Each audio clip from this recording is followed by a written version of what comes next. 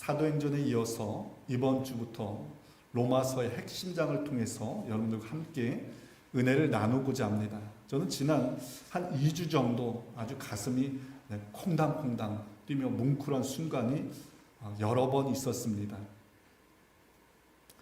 저는 자그마한 꿈이 하나 있었어요. 우리 주님의 교회가 강사 목사님을 모시고 부흥회를 했으면 좋겠다라고 하는 그 자그마한 꿈이 있었습니다. 또 하나는 우리 주님의 교회 성도들이 함께 모여서 생활하고 함께 예배하고 하는 이 수련회를 가질 수 있었으면 좋겠다라고 하는 자그마한 바람이 있었는데 그 두 가지가요 지난 주간에 다 이루어졌습니다.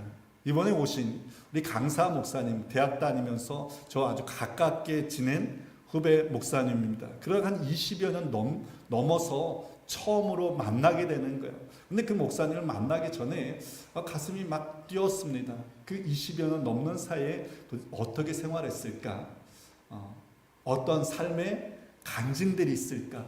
어떤 스토리들이 있을까? 그런 것들을 생각하니까요, 가슴이 뛰었습니다.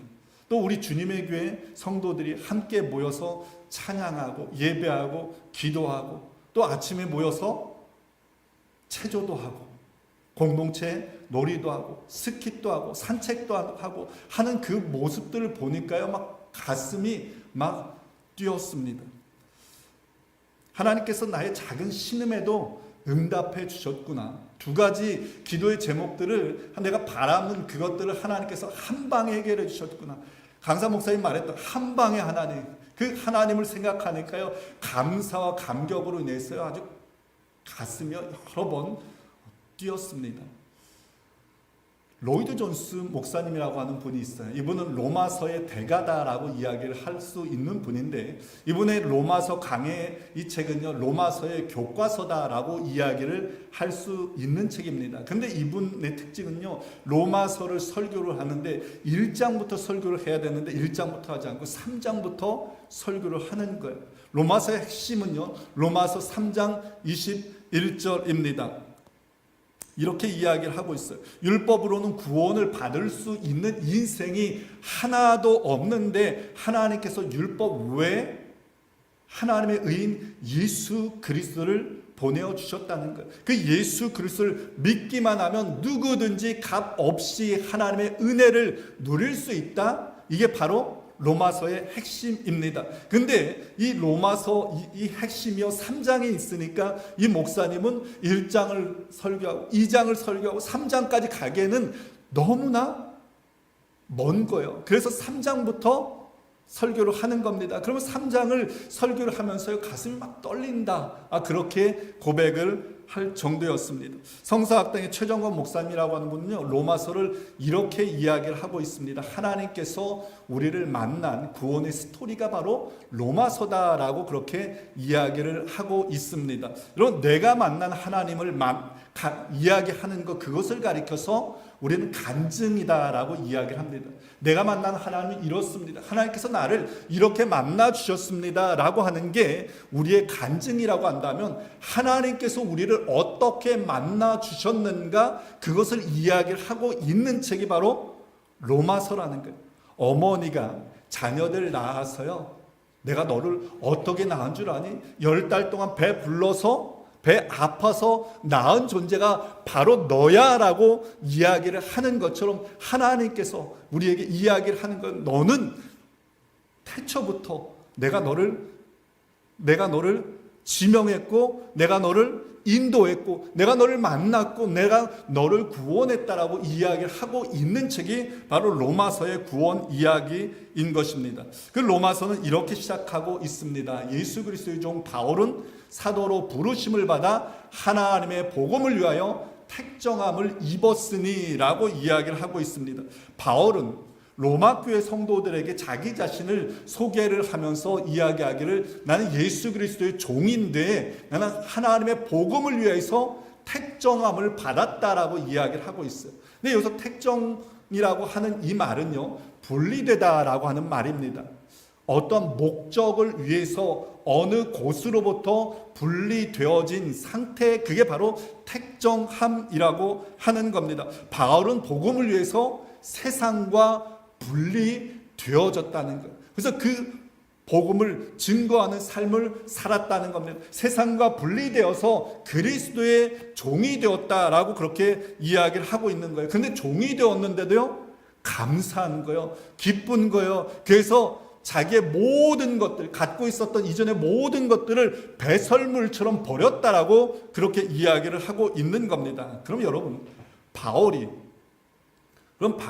세상의 모든 좋은 것들을 다 버리고서라도 붙잡기를 소망했던 그 복음이라고 하는 것이 과연 무엇인가? 오늘 처음으로 한번 여러분과 살펴볼 것이요, 복음이 과연 무엇인가 라고 하는 부분입니다. 이 복음이라고 하는 것이요, 로마서, 오늘 읽었던 로마서에 계속적으로 반복해서 나오고 있는데, 이 복음이라고 하는 말은 헬라어로 유앙겔리온이라고 하는 말이에요. 기쁜 소식이다 라고 하는 의미입니다. 근데 여러분, 이 복음이라고 하는 이 단어가요, 우리 기독교가 먼저 사용한 단어 아닙니다. 바울이 먼저 사용한 단어가 아닙니다. 바울 당시에 그 세상은요, 로마가 세상을 다스렸습니다. 로마가 전쟁으로 모든 세상을 다 정복해 가지고요, 세상을 하나로 만들었어요. 평화를 만들었습니다. 근데 로마가 만들었던 이 평화는요, 가짜 평화예요. 왜요? 인간들이 만들어낸 평화였기 때문입니다. 잠시 전쟁이 없는 상태를 가리키는 평화인 거예요. 그래서 이 평화를 가리켜서 사람들은요, 박스 로마, 그러니까 로마의 평화다라고 그렇게 이야기를 했습니다. 사람들은 전 세계에 평화를 가져왔던 로마의 황제를 가리켜서 유앙겔리온, 평화, 기쁜 소식이다라고 그렇게 이야기를 했습니다. 그래서 당시에 예수님 당시에 있었던 로마 황제였던 아우구스투스에 대한 한 문서에 보면 그를 이렇게 설명을 하고 있습니다. 그는 우리와 우리의 자손들을 위한 구원자로 보내심을 받은 사람이다. 그를 통해 전쟁이 그쳤으며 온 세상에 질서가 생겨났다. 그 신 아우구스의 탄생일은 온 세상을 위한 복음의 시작이었다라고 그렇게 이야기를 하고 있습니다. 그러니까 당시에 복음이라고 하는 것은요, 누구를 가리키는 말입니까?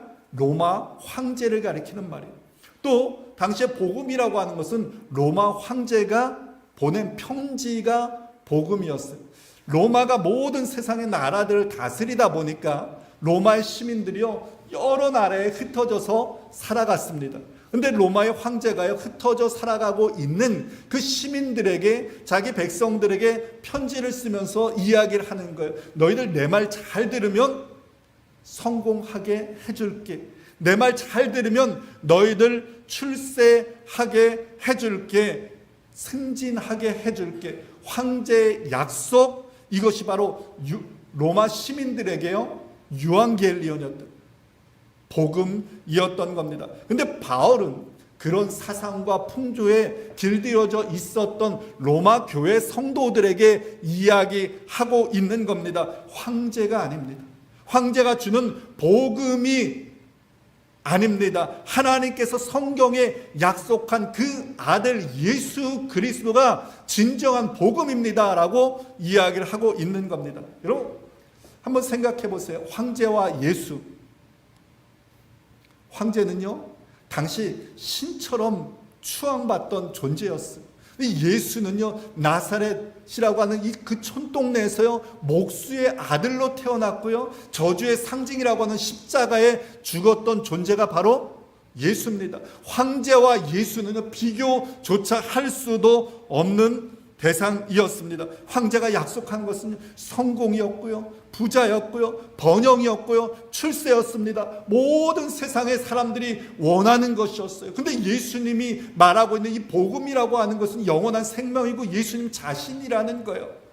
너무나도 추상적이고 보이지 않는 것들이었습니다. 많은 사람들이요, 예수님이 복음이라고 하는 이 소리에 귀를 기울이지 않습니다. 그런데 이 복음이 사람들의 마음을 차지하기 시작하는 거예요. 도시를 차지하기 시작하는 거예요. 나라를 차지하기 시작하는 겁니다. 그로 인해서 오늘날 23억이나 되는 인구들이 이 예수님을 예배하는 능력이 되었음을 여러분 기억하시길 바랍니다. 여러분 왜 그런 줄 아세요? 진정으로 복된 소식이 무엇이냐? 이 땅에서 잠깐 잘 사는 것이 아니라 죄와 영혼의 문제를 해결해주는 예수 그리스도만이 진정한 복음임을 사람들이 깨달았기 때문인 겁니다. 여러분 당시에 사람들에게요, 이 복된 소식이라고 불려졌던 이 황제들이 어떻게 그들의 삶을 마감했는 줄 아세요? 300여 년 동안 로마의 황제가요 49명이 있었습니다. 근데 그 중에서 25명이나요 암살이 당합니다. 4명이요 자살하게 됩니다. 다른 사람들이요 전쟁에서 죽게 되고요, 전쟁에서 포로로 끌려가게 되고요, 질병으로 죽게 되는 거예요. 자연세에서 나이 들어서 정상적으로 죽었던 사람은요 단 한 명도 없었던 겁니다. 여러분 자기 자신도 책임지지 못해서 비참하게 죽어간 연약한 인생이요 우리에게 기쁜 소식이 될 수 없습니다. 그럼 여러분 오늘 여러분들에게 진정으로 기쁜 소식은 무엇입니까? 여러분들은 어떤 소리를 들으면은 가장 기뻐하십니까? 오늘 매스컴에서는 계속적으로 우리들에게 이야기합니다. 부자 되세요. 승진하세요. 성공하세요. 교회에서도 이야기를 합니다. 예수 잘 믿으면은 성공할 수 있습니다. 부자 될 수 있습니다. 출세할 수 있습니다. 여러분 맞습니다. 예수 잘 믿으면요 부자 될 수 있고요, 출세할 수 있고 성공할 수 있습니다. 그러나 이것은요 우리 주님께서 우리에게 말씀하신 복음은 아니라 이 말입니다. 여러분 그래서 사도 바울은 이야기하고 있는 거예요. 너희는 이 세대를 본받지 말고 오직 마음을 새롭게 함으로 변화를 받아서 하나님의 선하시고 기뻐하시고 온전하신 뜻이 무엇인지 분별하라고 이야기를 하고 있습니다. 우리에게 최고의 선물은 독생하신 하나님의 아들 예수 그리스도, 그분이시며 그분이 우리에게 진정으로 기쁨의 소식임을 여러분 믿으시기를 간절히 축원을 드립니다. 아멘. 언젠가 오유진 집사님 그 둘째 딸 유이가 그런 말을 하는 거예요. 난 교회 오기 전날부터 가슴이 뛰었다는 거예요. 왜 가슴이 뛰었겠습니까? 교회 오는 게 너무 기대가 되는 거예요. 교회 와서 친구를 만나고 선생님을 만나고 다른 사람들을 만나는 것이 너무 기대가 되었던 거예요. 유이가 부러웠습니다. 가슴이 뛴다라고 하는 건 뭐예요? 살아있음의 증거이기 때문입니다. 그럼 10대 때는요 친구 때문에 가슴이 뛰더라고요. 20대 때는요 사랑 때문에 가슴이 뜁니다. 30대, 40대는 비전 때문에 가슴이 뛰는 거예요. 50대, 60대, 70대, 80대 보니까 손주들 때문에 가슴이 뛰는 것 같더라고요. 그럼 여러분 오늘 여러분들은 무엇 때문에 가슴이 뛰고 있습니까? 주님과의 첫사랑을 간직하면서 복음의 주인이신 예수 그리스도 때문에 여러분의 가슴이 뛰고 있습니까? 살아가는 동안 세상은 우리에게 끊임없이 이야기할 것입니다. 내가 복음이다. 내가 너 잘 살게 해줄게. 내가 너 승리하게 해줄게. 내가 너 성공하게 해줄게. 내가 너 승진하게 해줄게. 이런 시대를 향해서 여러분 그리고 나 자신을 향해서 우리도 바울처럼 선포할 수 있었으면 좋겠습니다. 다른 복음이 아니라 오직 예수 그리스도가 복음입니다. 바라기는 오직 예수 그리스도 그분 한 분만을 붙잡고서 우리가 이번 한 주간 믿음으로 잘 걸어가는 저와 여러분들도 얻을 수 있기를 주의 이름으로 간절히 축원을 드립니다. 예수 그리스도의 죽으심과 부활, 영원한 생명, 여러분 이게 바로 복음의 핵심입니다. 주님께서 십자가의 죽으심으로 우리의 죄값을 대신 지불해 주셨습니다. 그래서 사도 바울은 이렇게 고백하는 거예요. 너희도 그들 중에서 예수 그리스도의 것으로 부르심을 받은 자다라고 이야기를 하고 있습니다. 복음이요 우리를 예수 그리스도의 것으로 만들었다는 거예요. Belong to Jesus Christ. 예수 그리스도의 것으로 복음이 우리를 만들었다라고 이야기를 하고 있습니다. 당시 로마의 시민들은요 황제의 것이었어요. 근데 바울은 그 성도들을 향해서 너희는 예수 그리스도의 것이 되었다라고 이야기를 하고 있습니다. 너희가 누구의 것이 되었다는 거예요? 너희가 예수 그리스도의 것이 되었다라고 이야기를 하고 있습니다. 예수 그리스도의 것, 이와 같은 표현이요, 예수 그리스도의 종이라고 하는 표현입니다. 그래서 바울은요, 자기 자신을 가리켜서 나는 예수 그리스도의 종이다라고 그렇게 이야기를 하고 있는 겁니다. 출애굽기 21장에 보면 종에 관한 이야기가 나오고 있습니다. 종이 주인을 열심히 섬기다가 이제 때가 되면은 자유인이 될 수 있어요. 주인이 그 종을 놓아 주어야 합니다. 근데 그 종이 주인의 집에 사는 것을 기뻐해서 내가 그 주인과 평생 함께 같이 살아가겠습니다 라고 하면은 그 종을 데려다가 귀에다 구멍을 뚫는 거예요. 그래서 이 종은 주인의 것이 되었습니다 라고 하는 겁니다. 사도 바울이 그랬던 거예요. 예수 그리스도께서 자기를 불러주신 그 은혜가 너무 크고 너무 감격스러워서요, 자기 스스로 자기 귀에 구멍을 뚫었던 겁니다. 내가 예수 그리스도의 종이 되었습니다. 예수님께서 나에게 베풀어 주신 그 은혜와 사랑이 너무 커서 나는 일생 예수 그리스도만 위해서 살아가겠습니다 라고 그렇게 했던 겁니다. 여러분, 종은요, 주인이 시키는 일을 하는 존재입니다. 그래서 사도 바울은요, 자기의 사명이 무엇인가에 대해서 이렇게 이야기를 하고 있는 겁니다. 우리는 그를 통하여서 은혜를 입어 사도의 직분을 받았습니다. 그것은 우리가 그 이름을 전하여 모든 민족이 믿고 순종하게 하려는 겁니다. 즉, 사도 바울은 자기의 사명이 무엇이냐, 믿음과 순종, 다른 사람들을 믿음과 순종으로 이끄는 것이 바로 자기 사명이다라고 그렇게 이야기를 하고 있는 겁니다. 그러면 여러분, 믿음과 순종이라고 하는 것은요, 내가 예수 그리스도의 것이 되었다라고 하는 분명한 증거가 되는 겁니다. 오늘 두 번째로 생각해 보고 싶은 것이 바로 이겁니다. 믿음과 순종. 여러분, 우리가 예수님을 믿는데 순종하지 않는다, 그것은 가짜입니다. 올리는 꽹가리와 같은 겁니다. 믿음이 진짜인지 가짜인지 그것을 증명하는 것, 그것이 바로 순종이라는 겁니다. 이번에 오신 우리 강사 목사님이 키가 160이 될까 말까, 체구도요 아주 그냥 왜소해가지고 한데, 아니 어디서 그런 파워가 나오는지요, 저도 깜짝 놀랐습니다. 여러 아주 훌륭한 부흥 강사 목사님들이 많이 있는데 그 누구보다도 아주 뛰어난 분이다라고 그렇게 판단이 되었어요. 강사 목사님을 모실 수 있었어요. 말씀이면 말씀, 노래면 노래, 유머면 유머, 아주 최고의 강사 목사님이었습니다. 그런 뛰어난 분이 시골에서 목회하고 있는 것이 보면서 참 숨겨진 보화다라는 그런 마음이 들었습니다. 목사님께서 말씀하셔서 아시겠지만 우리 감리교회는 목사 안수를 받기 위해서는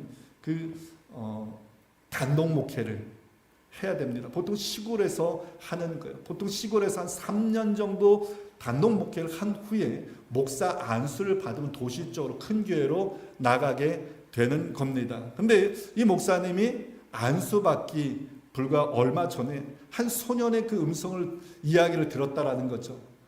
전도사님도 이제 2년 정도 지났으니까 도시로 떠나시겠네요. 근데 이 목사님 그 소년의 이야기를요, 하나님의 말씀으로 받아들였다는 거예요. 그래서 내가 나 혼자만이라도 나만이라도 이 시골 교회를 내가 평생 지켜야 되겠다라고 하나님 앞에 다짐했고요. 그로 인해서 한 교회를 27년 동안 섬기게 되었다라고 그렇게 말씀하지 않았습니까?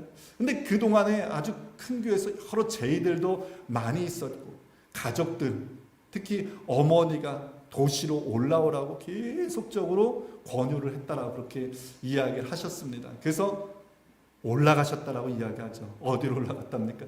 2층으로 올라가가지고 거기에서 그 장애인들, 비장애인들과 함께 27년 동안 그들을 섬기면서 목회하고 신실하게 목회하고 있음을 우리가 보았습니다.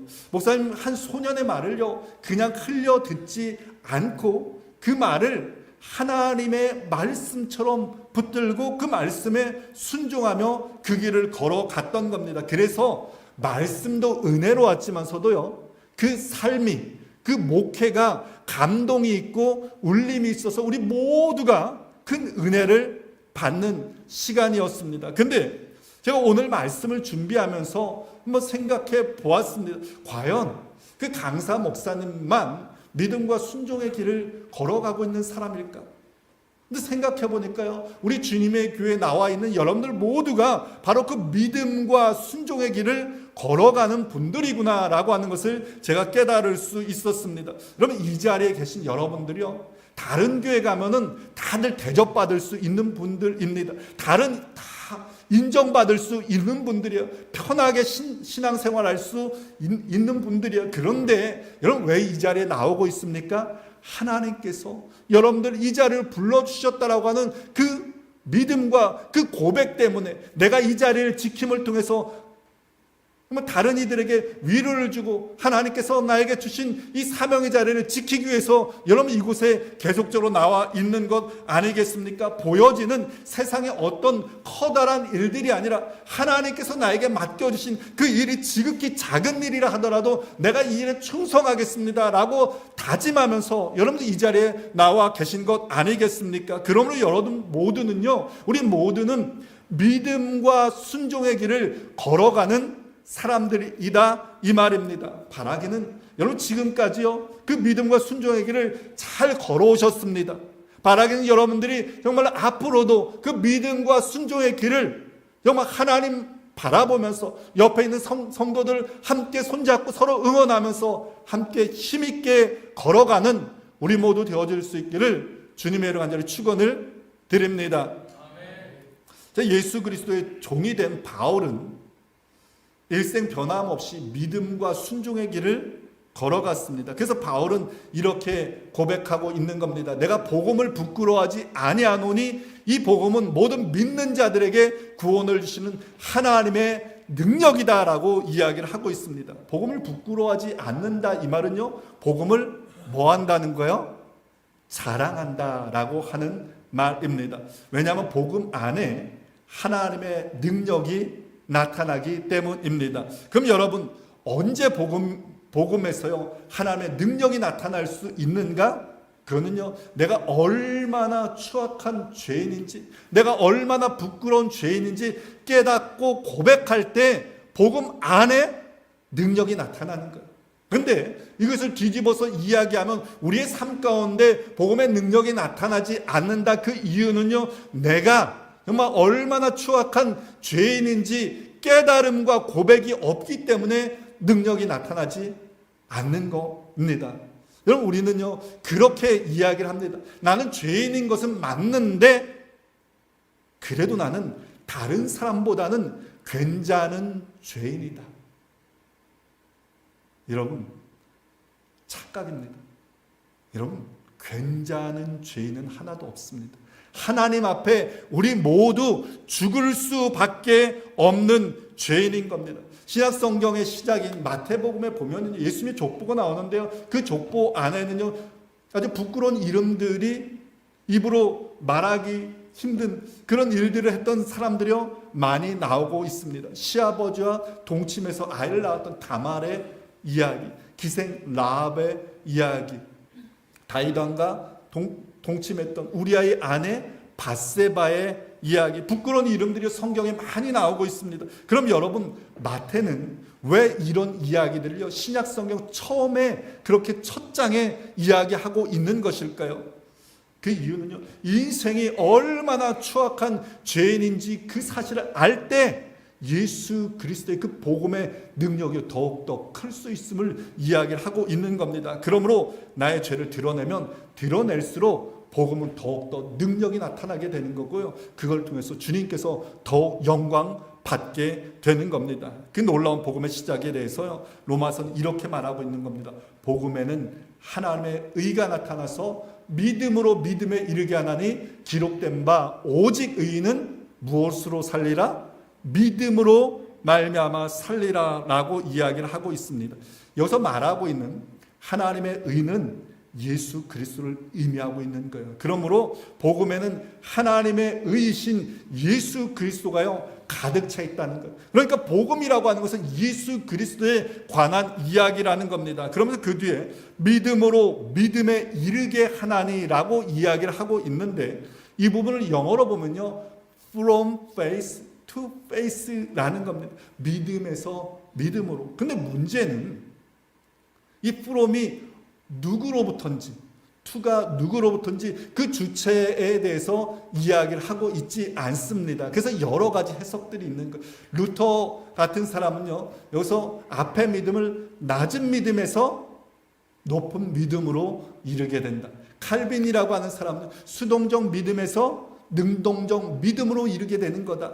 성 어거스틴은 고백하는 믿음에서, 단순히 입술로 고백하는 믿음에서 실천하며 순종하는 믿음에 이르게 한다라고 그렇게 여러 가지 해석들을 이야기를 하고 있습니다. 근데 저는 오늘 말씀을 준비하면서 이 박영선 목사님이라고 하시는 분이 쓴 하나님의 열심이라고 하는 책에 나온 해석에 깊은 공감이 되었어요. 이 목사님은 우리의 믿음은 믿음의 출발도 하나님이시고 믿음의 과정도 하나님이시고 믿음의 완성도 하나님이시다라고 이야기를 하고 있습니다. 그러면서 아브라함의 이야기를 예로 들어서 설명을 하고 있어요. 이 아브라함이요, 우리는 믿음의 조상으로 기억하고 있는데 과연 이 아브라함의 시작이 믿음으로 시작됐는가? 여러분 우리가 다 아시다시피 이 아브라함이 갈대아 우르에서 하나님께서 그를 부르셨을 때요 믿음 없었던 자였습니다. 그의 아버지 데라는요 우상을 섬기는 자였고요,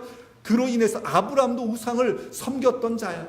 근데 어느 날 하나님이라고 하는 여호와라고 하는 신이 나타나가지고 그에게 말씀하는 거예요. 내가 지시하는 땅으로 가라라고 말씀합니다. 정신없어.